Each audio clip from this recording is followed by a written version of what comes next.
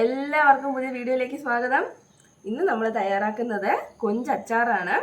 അതിന് വേണ്ടിയിട്ട് ഞാൻ കുറച്ച് കൊഞ്ച് കഴുകി വൃത്തിയാക്കി എടുത്തിട്ടുണ്ട്. അതിൻ്റെ പുറകിലെത്താൻ ഞരമ്പൊക്കെ എടുത്ത് കളഞ്ഞിട്ട് വേണം കേട്ടോ എടുക്കാൻ. ഇത് കഴുകി എടുത്തിട്ടുണ്ട്. അപ്പോൾ അച്ചാർ തയ്യാറാക്കാനായിട്ട് ആദ്യം നമുക്കിതൊന്ന് വറുത്തെടുക്കണം. അപ്പോൾ അതിന് വേണ്ടിയിട്ട് നമുക്കിതിലേക്ക് കുറച്ച് പൊടികൾ ചേർത്ത് കൊടുക്കാം. അപ്പോൾ ആദ്യമേ നമുക്ക് ഈ കൊഞ്ചിലേക്ക് കുറച്ച് ഉപ്പിട്ട് കൊടുക്കാം. നമ്മളെടുക്കുന്ന കൊഞ്ചിനനുസരിച്ച് ഉള്ള ഉപ്പ് ചേർത്ത് കൊടുക്കാം. പിന്നെ അതിലേക്ക് വേണ്ടത് കുറച്ച് മഞ്ഞൾപ്പൊടിയാണ്. ഒരു 1/4 ടീസ്പൂൺ മഞ്ഞൾപ്പൊടി.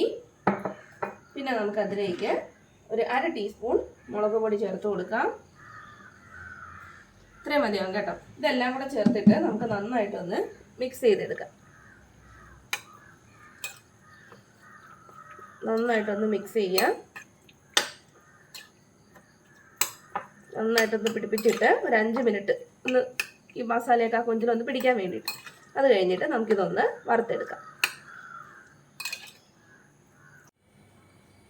കൊഞ്ച് നമ്മൾ മസാലയൊക്കെ പുരട്ടി ഏകദേശം ഒരു 5-10 മിനിറ്റോളം വെച്ചിട്ടുണ്ട്. ഇനി നമുക്കതൊന്ന് വറുത്തെടുക്കാം. അതിന് വേണ്ടി ഞാനൊരു ഇരുമ്പ് ചട്ടി വെച്ചിട്ടുണ്ട്. നമുക്കതിലേക്ക് എണ്ണ ഒഴിച്ചു കൊടുക്കാം. ഇത്രയും മതിയാവും കേട്ടോ. കൊഞ്ച് എടുക്കുന്നതിനനുസരിച്ച് നമ്മൾ എണ്ണ ഒഴിച്ചു കൊടുത്താൽ മതി. അതൊന്ന് ചൂടാവട്ടെ. എണ്ണയിലേക്ക് കുറച്ച് കറിവേപ്പില ഇട്ട് കൊടുക്കാം.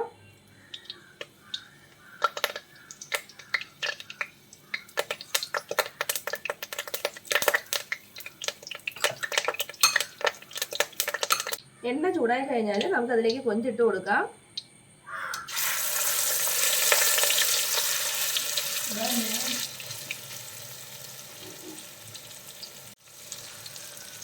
എല്ലാം കൂടി ഒന്നിച്ചിട്ട് കൊടുക്കണ്ട കേട്ടോ. അപ്പം നമുക്ക് മുരിഞ്ഞ് കിട്ടാൻ പാടായിരിക്കും. കുറേശ്ശെ നമുക്ക് വറുത്തെടുക്കാം. ഒരുപാട് അങ്ങ് കരിഞ്ഞു പോരുത്. ഒരു വിധം ഒന്ന് മുരിച്ചെടുത്താൽ മതിയാവും. നമുക്കിതൊന്ന് തിരിച്ചിട്ട് കൊടുക്കാം. ഒരു വശമൊക്കെ വെച്ച് നന്നായിട്ട് മൂത്തിട്ടുണ്ട്.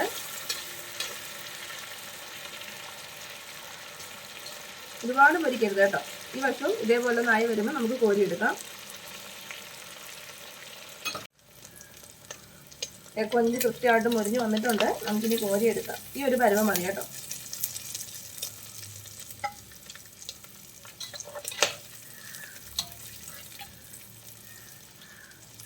ഈ ഒരു പരുവത്തിൽ നമുക്ക് ബാക്കിയുള്ള കൊഞ്ചും കൂടി ഒന്ന് വറുത്തെടുക്കാം.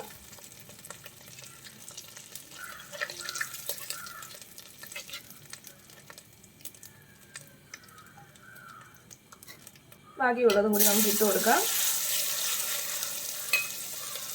അതും ഇതേ രീതിയിൽ നമുക്കൊന്ന് മുറിച്ചെടുക്കാം. ഈ കൊഞ്ചത്തെ നന്നായിട്ട് മുരിഞ്ഞിട്ടുണ്ട്. നമുക്കിനി ഇതും കോരിയെടുക്കാം.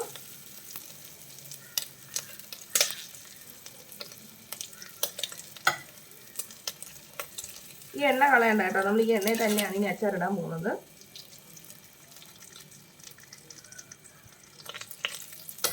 കൊഞ്ചെല്ലാം നമ്മൾ കോരിയെടുത്തിട്ടുണ്ട്. ഇനി നമ്മൾ വറുക്കാനെടുത്ത അതേ എണ്ണയിലേക്ക് കുറച്ച് ഉലുവ ചേർത്ത് കൊടുക്കാം. ഉലുവ ഒന്ന് പൊട്ടി കഴിയുമ്പോഴേക്കും കുറച്ച് കടുകും കൂടി നമുക്ക് ചേർത്ത് കൊടുക്കാം.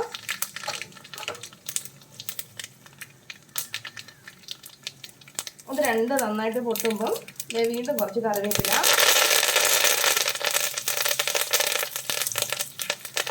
പിന്നെ നമുക്ക് വേണ്ടത് ഇഞ്ചിയും വെളുത്തുള്ളിയാണ്. ചെറുതായിട്ട് കൊത്തി അരിഞ്ഞ ഇഞ്ചിയും വെളുത്തുള്ളി കുറച്ച് കൂടുതൽ എടുത്തോ കേട്ടോ. നമ്മുടെ മീൻ അച്ചാറിനൊക്കെ വെളുത്തുള്ളിയാണ് ഏറ്റവും ബെസ്റ്റ്. ഇത് രണ്ടും നമുക്ക് ചേർത്ത് കൊടുക്കാം.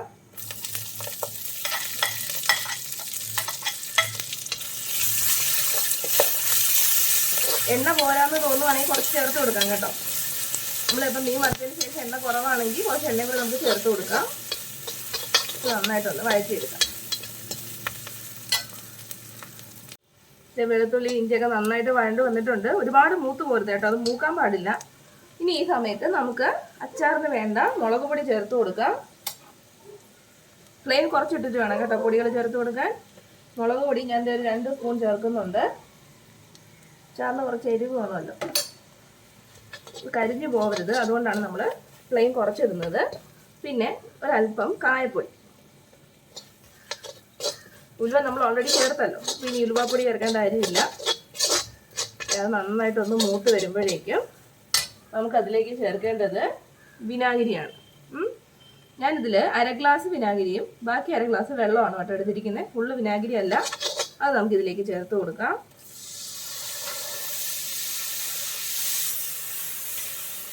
നമുക്ക് കുറച്ചുകൂടി ഗ്രേവി വേണമെങ്കിൽ ഇനിയും ചേർത്ത് കൊടുക്കാം കേട്ടോ.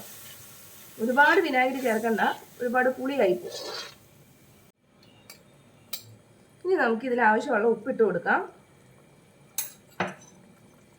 ഉപ്പൊക്കെ ഒന്ന് ഇതൊന്ന് ചെക്ക് ചെയ്ത് കൊടുക്കണം കേട്ടോ. നമ്മൾ ഉപ്പിട്ട് കൊടുത്തിട്ട് കുറവാണെങ്കിൽ നമുക്ക് ചേർത്ത് കൊടുക്കാം. കുറേശ്ശെ ചേർത്താൽ മതി, കൂടി പോകരുത്. നമ്മൾ വിനാഗിരി ചേർത്ത് കഴിഞ്ഞാൽ ഇത് നന്നായിട്ടൊന്ന് തിളയ്ക്കണം കേട്ടോ. ഇത് നന്നായിട്ട് തിളച്ചിട്ടുണ്ട്. ഇനി നമ്മൾ വറുത്ത് വെച്ചിട്ടുള്ള കൊഞ്ച് ഇതിലേക്ക് ചേർത്ത് കൊടുക്കാം.